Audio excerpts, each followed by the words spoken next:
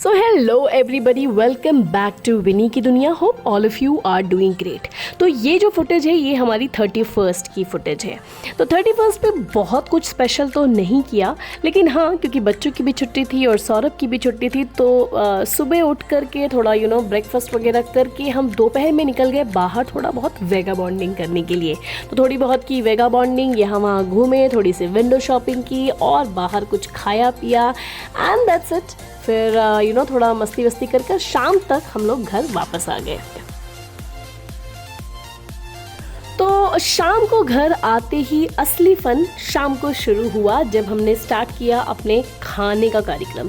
जी हाँ, new year पे इस बार हमने कुछ नहीं किया है, बस अच्छा खाना खाया है और परिवार के साथ मिलजुल के मस्ती की है। तो शाम के मेनू था जी हमारा छोला भटूरा। तो छोला बन के रेडी हो गया था और यहाँ बिल रहा था भटूरा। सी भटूरे के ये बेलने के स्टाइल में बिल्कुल ना जाए, बिकॉज भटूरा बिला कैसा भी हो, अगर वो फूला हो तो फिर वो भटूरा कहलाता है। तो बस आज का जो शाम का मेनू था वो था हमारा छोला भटूरा। तो यहाँ पे बन रहा है और ये देखिए फुल करके तैयार हो गया है मेरा भटूरा।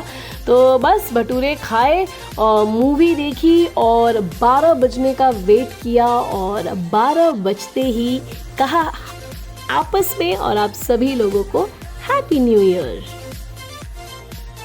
उसके बाद सो गए जी और सुबह उठे तो देखा कि हम दूसरे साल में प्रवेश कर चुके थे। तो दूसरे साल का मेनू था जी सुबह उठ करके नहा धो करके पूजा कर हमने घर में बनाए समोसे। तो 1 जनवरी को सौरभ की और मेरे बच्चों की डिमांड थी कि मम्मा समोसे बनाइए। तो जी मम्मा बच्चों की पहली विश कैसे ना पूरी करती। तो हमने बनाए समोसे मस्त। हम लोगों ने रात के बचे हुए छोले और समोसे खाए और बस उसके बाद क्या था, नए साल की शुरुआत हुई, नए कपड़े पहने, थोड़ा बाहर गए, घूमे फिरे, एंड दैट्स इट। आप बताइएगा कि आपने अपना 31st और 1st कैसे मनाया जी। हमने तो खाते पीते इंजॉय करते हुए मनाया। हेलो एवरीबॉडी, आप सभी लोगों को नए साल की बहुत बहुत मुबारकबाद। तो जी नया साल तो आ गया और आप लोगों ने देखा कि हमने अपना नया साल कैसे मनाया। हम लोगों ने अपना नया साल बहुत ही सिंपल तरीके से मनाया, बहुत ही बेसिक तरीके से मनाया। तो अब तो न्यू ईयर आ गया है और न्यू ईयर आते ही सबसे इम्पॉर्टेंट चीज़ जो लोगों के दिमाग में दौड़ती है न्यू ईयर से पहले कि इस साल का हमारा न्यू ईयर रेजोल्यूशन क्या होगा। उसी तरीके से मेरे भी अपने न्यू ईयर रेजोल्यूशंस हैं। तो मैंने सोचा चलिए आप लोगों के साथ आज का रेजोल्यूशन जो है वो शेयर करते हैं। तो इस बार का जो मेरा रेजोल्यूशन है वो बहुत ही सिंपल है, बहुत ही बेसिक है। कोई बहुत बड़े बड़े वादे नहीं है अपने आप से, कुछ ऐसी चीज़ नहीं है जो मुझे अचीव करनी है, या ऐसा भी नहीं है कि मैंने सब कुछ अचीव कर लिया है। बट बहुत सारी ऐसी चीज़ें हैं जो मुझे अपने अंदर इम्प्रूव करनी है, जो बिहेवियरल एक तरीके का इम्प्रूवमेंट है। इस बार मेरे वो रेजोल्यूशन है। तो चलिए आज अपने रेजोल्यूशन पे बात करती हूँ मैं और बताती हूँ कि इस बार मैंने क्या क्या चीज़ों को अपना न्यू ईयर रेजोल्यूशन रखा है और किन किन चीज़ को मुझे ओवरकम करना है। तो सबसे इम्पॉर्टेंट मेरे लिए जो है, मेरा एक हैबिट है, और मेरा ही नहीं बहुत से लोगों की ये हैबिट होगी कि हमारे पास बहुत सारी चीज़ें स्टॉक में होती हैं जिनका इम्पोर्टेंस हमें पता नहीं होता है, जिनका यूजेज हमें पता नहीं होता है कि उसको क्या करते हैं, कैसे करते हैं, बट हम उसको जस्ट खरीद करके अपने घर में रख लेते हैं। चाहे वो कोई कॉस्मेटिक हो, चाहे वो कुछ क्लोथिंग से रिलेटेड हो, या फिर किचन से रिलेटेड हो। जैसे हमारे पास ऑलरेडी स्टॉक में दाल पड़ी हुई है जिसको हमने ख़त्म नहीं किया, लेकिन हम डिफरेंट दाल को ले आते हैं, कभी उन चीज़ों पे नज़र भी नहीं जाती है, वो कोने में पड़ा रहता है। वैसे ही मेरी एक चीज़ थी जो बहुत ही सिंपल सी मुझे याद आई कि सनस्क्रीन। पहले मुझे सनस्क्रीन के बारे में उसकी इतनी इंपॉर्टेंस नहीं पता थी। तो मैं क्या करती थी, बस मुझे ये मालूम था कि गर्मियाँ आई हैं, धूप है, तो सनस्क्रीन खरीद लूँ।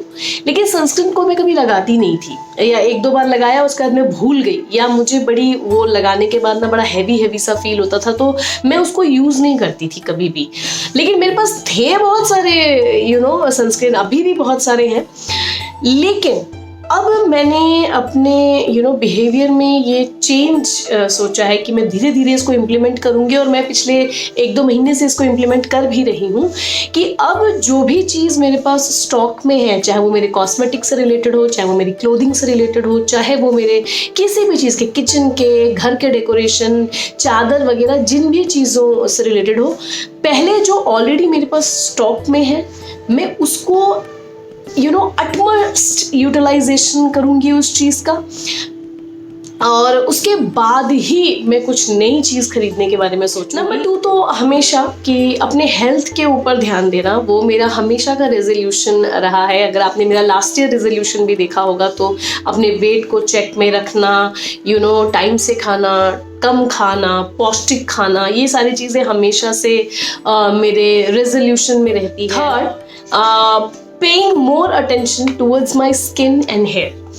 जब आपकी एज 25 और उससे ऊपर हो जाती है तो आपको अपनी स्किन और अपने हेयर के ऊपर बहुत ज़्यादा ध्यान देने की ज़रूरत होती है, क्योंकि वही टाइम होता है जब आपकी एजिंग साइंस, फाइन लाइंस दिखना शुरू होती हैं। So with God grace I have a good skin, but ये बहुत दिनों तक नहीं रहता है, आपको भी इसके ऊपर मेहनत करनी पड़ती है।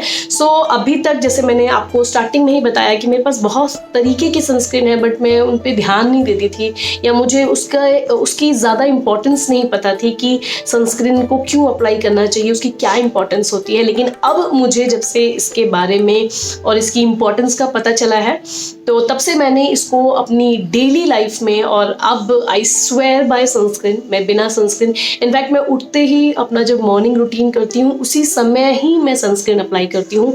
और अब मैं sunscreen I can swear by कि मैं सनस्क्रीन के बिना अब नहीं रहती हूँ। सो कुछ ऐसी चीज़ें जैसे वाटर मैंने आप लोगों से कई बार बात किया कि पानी पीना इज़ वेरी इंपॉर्टेंट, और पानी किस तरीके से आपको कैसे आपको यंग रखता है, आपकी स्किन और आपके हेयर के लिए कितना इंपॉर्टेंट है। तीसरा, लाइक मेरे बाल हमेशा से मेरे बड़े बाल रहे हैं, तो मैंने अब बालों को काटना शुरू किया है, उनको थोड़ा ज़्यादा केयर करना शुरू किया है, बिकॉज क्योंकि बहुत लंबे बाल होते हैं तो आप उनकी, एक तो सबसे इम्पॉर्टेंट चीज़ कि आप उनकी केयर नहीं कर पाते हैं बहुत ज़्यादा, स्पेशली अगर आप फैमिली लाइफ में हैं, बच्चे हैं और बड़े बुजुर्ग आपके साथ रहते हैं, घर के बहुत सारे काम होते हैं, तो बड़े बालों का होना बहुत अच्छा है, लेकिन वो फिर उसी तरीके का केयर भी मांगते हैं। तो अगर आप केयर नहीं कर सकते हैं तो उस तरीके के बालों को सिर्फ लंबा रहे और हेल्दी ना रहे, इससे अच्छा है कि थोड़ा छोटा ही रहे लेकिन हेल्दी रहे, अच्छे लगे, बाल आपके थोड़े बल्की हों। Number 4, spending more time with my daughters. जी हाँ, अब मेरी बच्चियाँ बड़ी हो रही हैं। जब मेरी बच्चियाँ छोटी थीं तो सिर्फ मेरे ही पॉइंट ऑफ व्यूज़ होते थे, मैं अपने पॉइंट ऑफ व्यू से उन लोगों को गाइड करती थी, और उनके पास ऑन द कॉन्ट्ररी मुझसे पूछने के लिए कुछ नहीं होता था। But now as Shivanya is growing up, she has her own point of view, उसके अपने सेट ऑफ क्वेश्चंस होते हैं, और उसको अब नाउ शी स्टार्टेड डिमांडिंग कि mamma please spend time with me, mamma please sleep with me, tell me some stories, और आप मुझसे ये पूछो, मैं आपको ये बताती हूँ।